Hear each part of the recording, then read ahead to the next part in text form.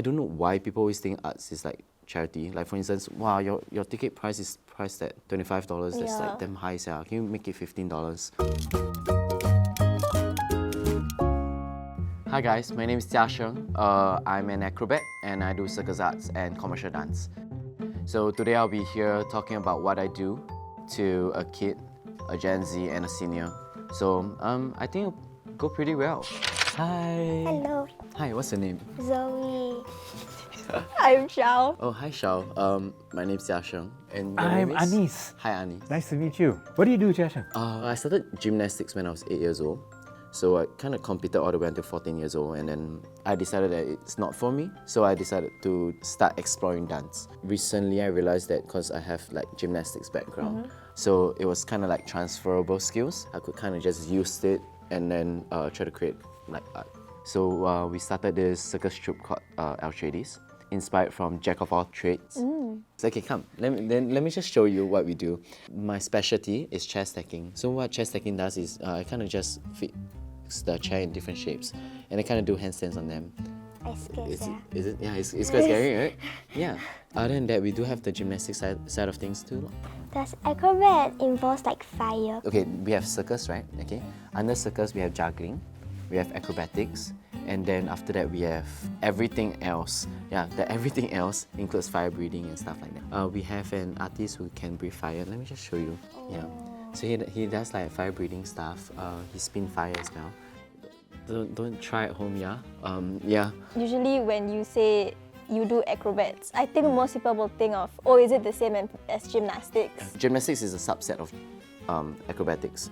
Gymnastics is a lot cleaner. For instance, we flip with both feet off the ground and stuff like that. But when you start exploring more acrobatic stuff, you kind of try to break that boundaries and boxes. Like for instance, if I want to land on one foot and just continue the flow and kick into the other one, then that works. Don't mind me asking, but what did your family think about this career choice of yours? So my father was actually quite traditional. He is a traditional man. He was not very happy that I wanted to do arts. To them, it's not sustainable. I think they love the idea of you chasing a dream, but they also don't want you to be selfish. Like for instance, if I'm just a nomad, I'm living by myself, I can kind of survive just doing arts and stuff like that. But if you want to settle down and have a family, then that's a little bit selfish because now you cannot feed them in their mindset, right? I think it's an industry that they don't understand. Even though my father is traditional, I think he taught me a lot in terms of like how I should approach art. So what I do is, before I dive into anything, I kind of just really sit down and plan what steps to take to get there, to make sure that I don't undercut myself. How do I make this more sustainable, be comfortable, well off, and still doing what I love? I sat down with my father. I told him my entire plan. I did tell him like, how am I gonna do this properly? And I think that kind of convinced him. He became a lot more supportive. Whenever he can help, like drive me around, he would do that. My father is like this very cute, fat person. He's like Tang Yuan. Yeah, I love him. Yeah. Is it like very dangerous when you're acrobat? Yes, it is actually. Because you've seen the things, right? Yeah. So, but I think it's very, very fun. So like me being on top and like, me maybe dying, that's fun to me. But usually we don't. Let me just show you. Like for instance, right, when we're training handstands at high places, right, we kind of do on the floor first. We make sure that we won't fall before we go up. Now, how long do you need to train? I would say decades. I think I'm still not there yet. Okay. Yeah, so my 10 years of gymnastics background did help a lot. Starting young is good. So that's why when we started like circus training school, we wanted more young people to join us. And hopefully this... a lot of discipline, yeah? Yeah. So we do train 4 times a week or stuff. And yeah, then after that, whenever we get like gigs or we have a full-scale productions, that's when we started adding in more rehearsal time for creation and stuff. Because acrobatic circus is new, right? So we kind of have to pull people from different industries. This is a very beautiful place where like arts meet sports. So then we have to still mold them into what circus means. So you ask them to like, they'll be freaking awkward. And then how do you get into character and stuff like that? We have like the old school circus style, which is more entertainment. Use upbeat music like dun dun dun dun dun dun dun dun dun. Yeah, Greatest Showman is pretty. Have you watched the Greatest? Yeah. I love Greatest Showman. Oh yeah. Here a little bit. Yeah, but anyway, that's like more entertainment style. Okay. So we have that one. Then we have the more contemporary one. We don't want to box ourselves in terms of genre. We try and explore everything. So because Acrobats came from the word Jack of all trades, right? So we try to be as versatile as possible. Yeah. Try. We try. So just All inclusive. inclusivity. Yes. Yeah, slay. yes. Right? What is your favorite thing about being an acrobat? I love performing. When I'm able to make someone smile or feel things, that makes me very happy. So you like when people feel sad? No, so like for instance, if I'm putting up a performance, okay, say for instance you lose someone in your life, right? So you are trying to storytell, you're trying to make that person believe what you're doing. It's like how you watch drama, but majority of the time I do want to see people smile when I perform. Yeah, and to me that makes me happy.